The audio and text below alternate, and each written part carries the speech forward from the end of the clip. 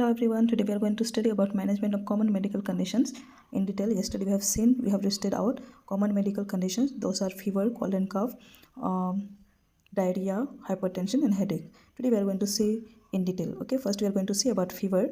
In fever, what can we do? That is hydration. Drink plenty of fluids, water like water and juices. Okay, to keep our body hydrated, we have to drink plenty of fluids like water and juice. Then we have to take rest, get adequate rest to allow your body to recover. Okay, to allow our body to recover soon, we are going to take enough of sleep or enough of rest.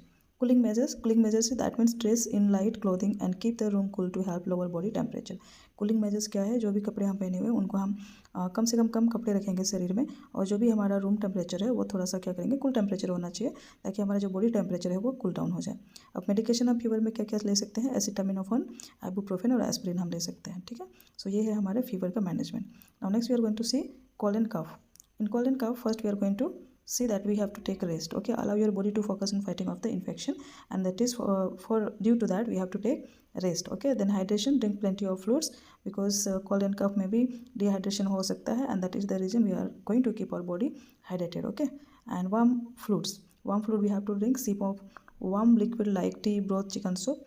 ये सारी चीज़ें हम क्या कर सकते हैं? Warm fluid के तौर पे हम ले सकते हैं. Now next is steam. Inhaling steam from a bowl of hot water और hot shower can help loosen mucus. Okay, तो हमको क्या करना है? जब भी कोल्ड एंड कफ होगा, हमको सर्दी खांसी जब होता है तो हमको स्टीम लेना है. स्टीम लेने से हमारे जो म्यूकस है, ओके, वो क्या हो सकता है? लूज हो जाएगा. Honey is also very important. Honey can help us relieve the cough and this we can have in our kitchen also. Okay, in every house it is there. Is sore throat. Gargling हम किससे करते हैं? जो नमक होता है उसको हम लुकवार्म वाटर में डालते हैं और उसके बाद हम क्या करते हैं? उसको हम गार्गलिंग करते हैं. Okay, so we have to prepare that one. Okay, so that is about cold cough. Now next we are going to see diarrhea. In diarrhea, first we are going to keep our body hydrated. In this also we are going to tell the patient to take plenty of water to replace loose fluids, because diarrhoea में क्या होता है? Fluid loss होता है बहुत ज़्यादा, इसलिए हम क्या करेंगे? पेशेंट को ज़्यादा से ज़्यादा पानी पीने के लिए बोलेंगे. देन IV फ्लूइड्स इसमें कंपलसरी हो सकता है, बिकॉज क्योंकि वाटर लॉस हो रहा है, there can be loss of water and because of that we have to replace water. ठीक है, तो उसमें हमको IV फ्लूइड्स जरूर चढ़ाना ही चढ़ाना होता है. जिंक सप्लीमेंट हमको पेशेंट को देना है अकॉर्डिंग टू WHO रिकमेंडेशन, ताकि जो भी सिवियरिटी ऑफ डायरेशन है उसका. Next is zinc supplementation.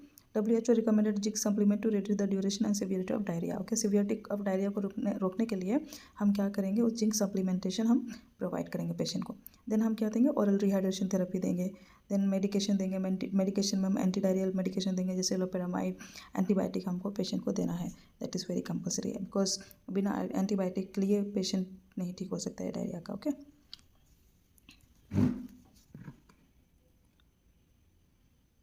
Then next we are going to see headache. Headache में हम क्या करेंगे? हेडेक में पेशेंट को बोलेंगे कि रेस्ट लेने के लिए ज़्यादा से ज़्यादा अच्छी नींद ले, हाइड्रेशन रहे. Okay, we have to advise the patient to take plenty of water.